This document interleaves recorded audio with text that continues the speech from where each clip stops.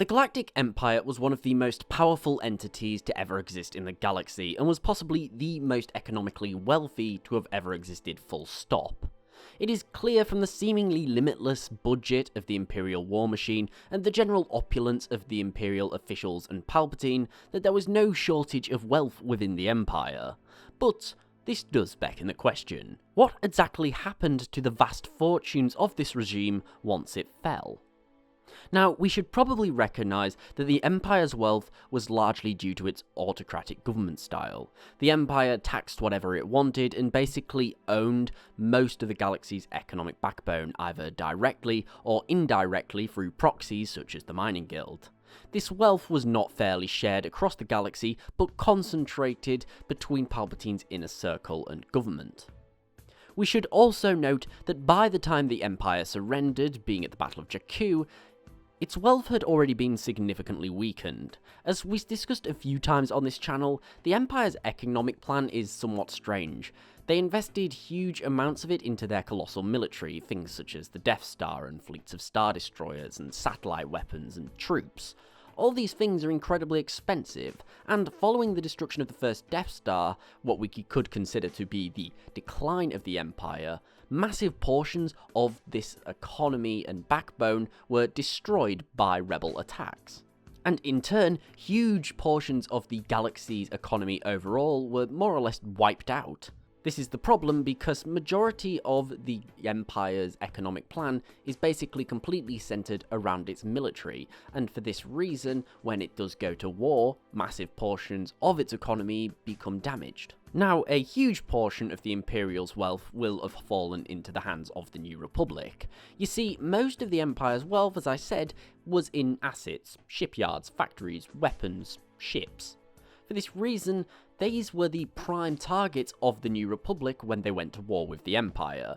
These were the places that the New Republic knew that they needed to seize, not only because they had strategic value, for example a shipyard can stop the Empire from being able to repair their ships, but they also are massive economic factors. One shipyard of a good size probably has the GDP of quite a lot of planets. And therefore, these are the things that the New Republic needs to take over in order to be able to begin their own regime.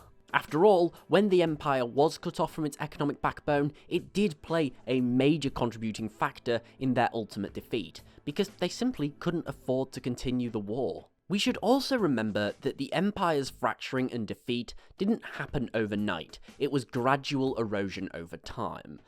Like with most autocratic regimes that we see throughout our own history, when they begin to fall, they turn into what you would maybe see as a bit of a smash and grab, if you will. Those Imperial moths, admirals, politicians, and even everyday soldiers, and just general staff, they saw the writing on the wall following the destruction of the second Death Star.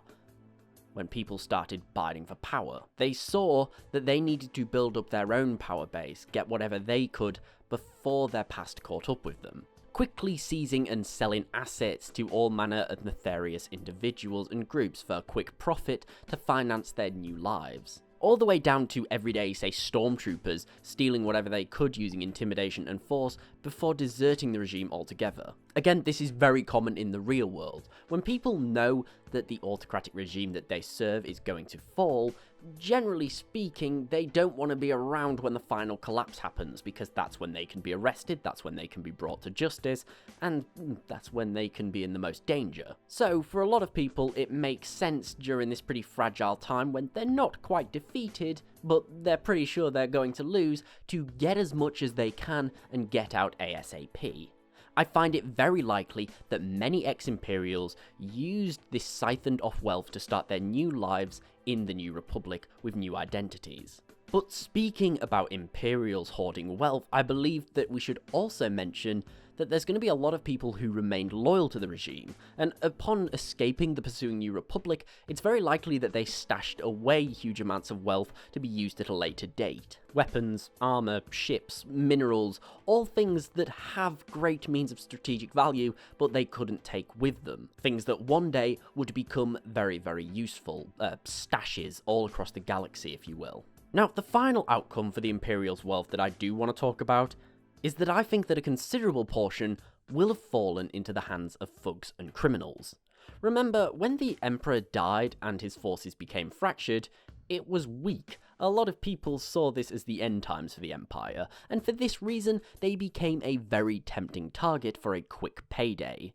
We know, for example, the Mandalorians decided to target Imperial shipments to seize assets, because they needed them to reconquer Mandalore. And this is something that was likely happening all across the galaxy. Imperial ships were easy targets because the Imperials lacked the resources to be able to defend them. Therefore, countless very expensive assets, such as blasters, weapons, vehicles, etc., that were meant to be designated to be sent to support the regime across the galaxy, fell into the hands of the galaxy's most cunning and dangerous. Many of these assets will then have been sold on the black market, again falling into the hands of criminals.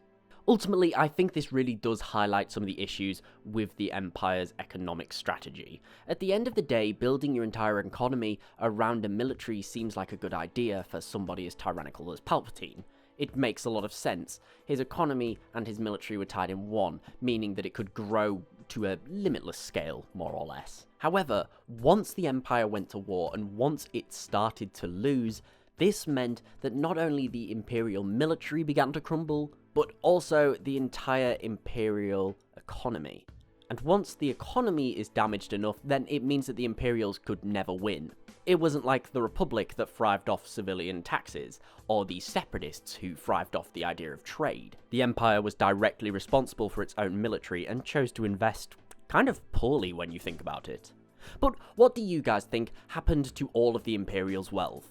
And do you believe that there are Imperial treasures spread across the galaxy in hiding, waiting to be discovered by intrepid explorers? Let me know in the comments below. Thank you for watching, I really do hope that you enjoyed this video. If so, please remember to like, share and sub, as it is really appreciated and it helps the channel grow. Also, don't forget to tick the bell and follow me on Twitter at The Lore Guide to get regular updates. But most importantly, I just want to say thank you so much for watching this video today. I hope you're having a great day, I hope you're all staying safe, and I'll see you next time.